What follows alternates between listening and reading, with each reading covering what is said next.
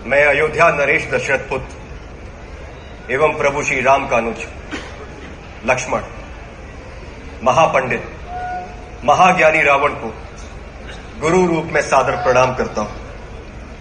आयुष्मान भव लक्ष्मण। कहो, अपने जीवन की इस अंतिम बेला में मैं तुम्हारे किस हित की पूर्ति कर सकता हूं? हे महामना, नीति, धर्म, राजनीति एवं समस्त वेद शास्त्रों के ज्ञाता, आप अपने ज्ञान और अनुभवों की दीक्षा से लक्ष्मण के जीवन का मार्ग प्रशस्त करने की कृपा करें। मैं देख रहा हूं लक्ष्मण कि तुम एक योग्य शिष्य की पात्रता लेकर उपस्थित हुए।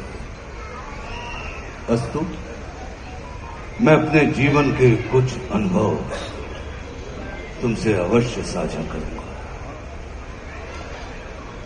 हे सुमित्रा नंदन, अहंकार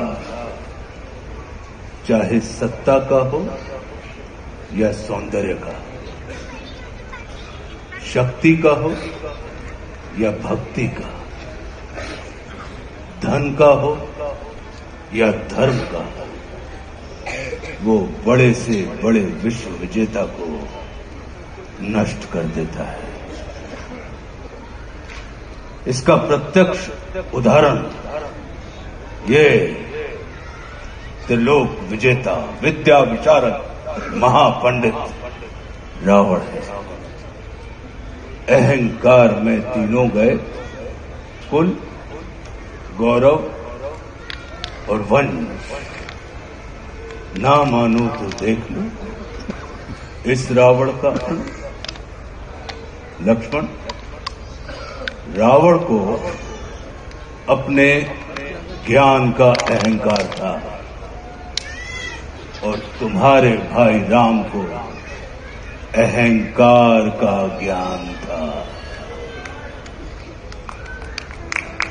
लक्ष्मण,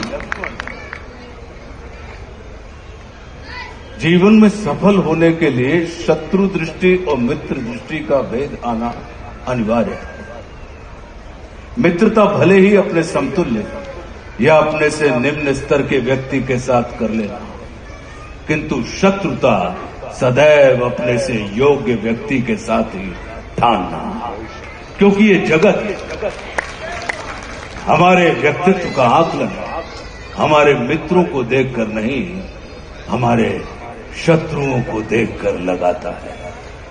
जितना बड़ा और गरिमापूर्ण हमारा शत्रु होता है, उतने ही बड़े और गरिमापूर्ण की ख्याति को हम प्राप्त होते हैं। देखो ना, इस जगत ने जो कुछ राम से जुड़कर प्राप्त नहीं किया, उसे रावण ने राम से लड़कर प्राप्त कर लिया।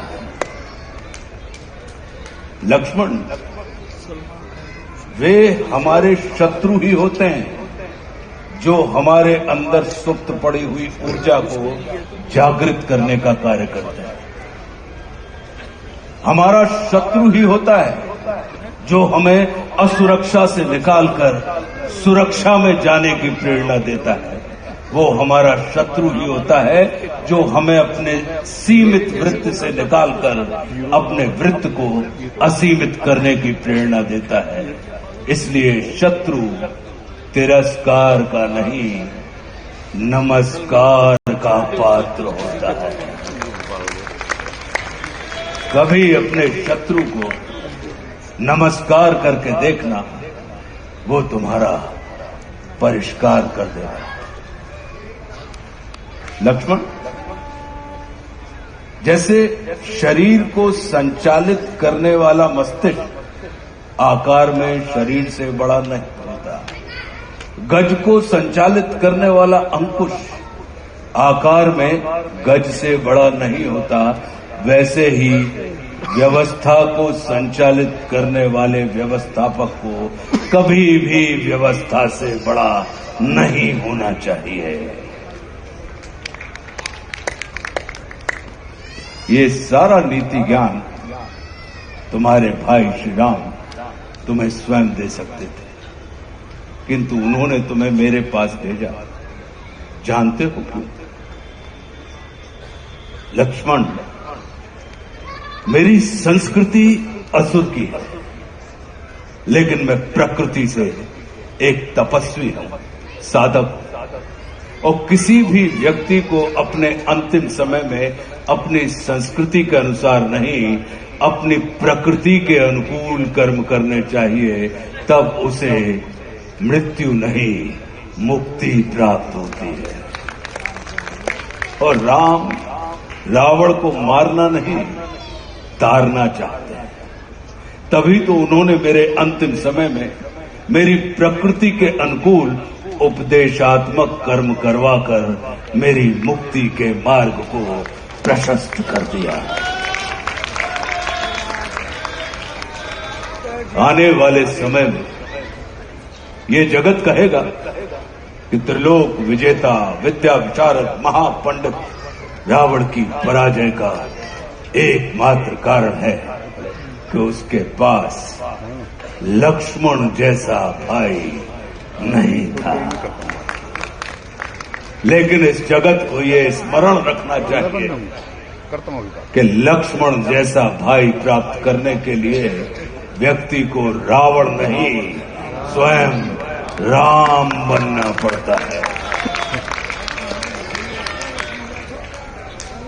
सदैव अपने भाई राम के अनुगामी रहना।